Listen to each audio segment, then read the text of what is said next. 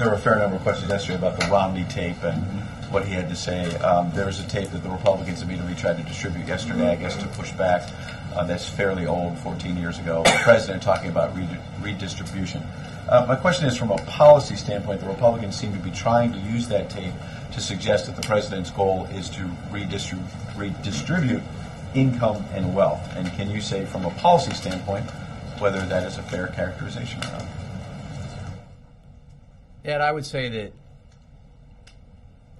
all of us who follow politics and policy, whether we're on this side or your side of the podium, have seen circumstances like this where a campaign is having a very bad day or a very bad week. And in circumstances like that, there are efforts made, sometimes desperate efforts made, to change the subject. You know, the charge based on this 14-year-old video sounds very familiar to one that was tried and failed in 2008. 14 years ago, then Senator Obama was making an argument for a more efficient, more effective government, specifically citing city government agencies that he did not think were working effectively. He believed then and believes now that there are steps we can take to promote opportunity and ensure that all Americans have a fair shot if they work hard. He certainly doesn't believe, as some apparently do, that any student who looks for a government-backed loan is looking for a handout, or that a senior citizen receiving Social Security is a freeloader, or a combat veteran not paying taxes is a victim. He believes that we need to make government more effective, more efficient. He believed that then. He believes it now. When he says pull resources in that tape, that we need to pull resources, and he believes in redistribution, does that, since you're characterizing what he meant 14 years ago and with confidence, was he also suggesting he believes in redistribution of wealth? The President believes that we have to have a government that works efficiently and effectively and wisely in the use of taxpayer dollars on behalf of the American people, that advances the American economy, that helps provide opportunity to middle-class Americans and those seeking to enter the middle class. He certainly believes that programs like Social Security and Medicare, that every American who works contributes to, are beneficial for the entire society, and those programs use money that you and I put in every week to ensure that your grandmother and my grandmother have health care now. That's a wise use of government resources and taxpayer dollars. But again, if you look at what he said back then, it was all about his concern as a state senator with inefficient, ineffective local government programs and the need to make them more efficient and more effective. And that is a focus and a concern that he has brought here to Washington, first as a senator and now as president. And the last question.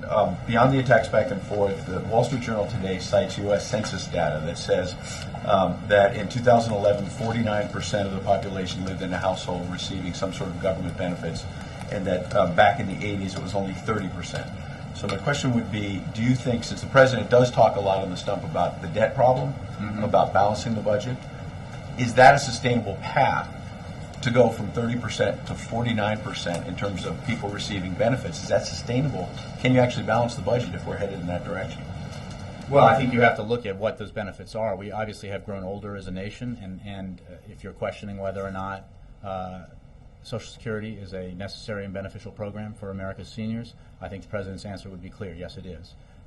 Is it absolutely essential that Medicare as we know it remain in place to provide health care to America's seniors? Yes, it is. Our veterans benefits, and we certainly have a large number of veterans and veterans who need assistance returning from the wars in Iraq and Afghanistan, are those benefits necessary and helpful to American society? The answer absolutely is yes. Again, there have been a lot of assessments of the 47% figure, some of them very interesting and I think substantive and worth examining. It was noted in a different context when we talk about effective tax rates. All those hardworking Americans, everybody who pays payroll taxes is working and earning a paycheck. And a lot of them are paying a higher effective tax rate, even if their federal income tax is extremely low or zero, than some millionaires and billionaires out there because of the carried interest law or other measures by which somebody like Warren Buffett or others can manage to pay a far lower effective tax rate than a school teacher or a bus driver or a police officer. The President believes that when we talk about tax reform, that's one of the things that we need to fix so that the tax system is more fair. You used the word desperate. So the White House believes the Romney campaign has gotten desperate, you said? No, I made an observation as a keen observer of the political scene that when a campaign is having a bad day or a bad week, or some might say a bad month,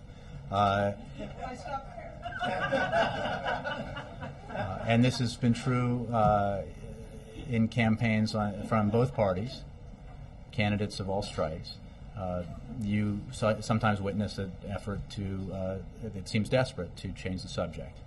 We might be witnessing that now, but I leave it up to the experts, including you. You don't want to refer those questions to Chicago, but you seem to be willing to weigh in on the campaign now.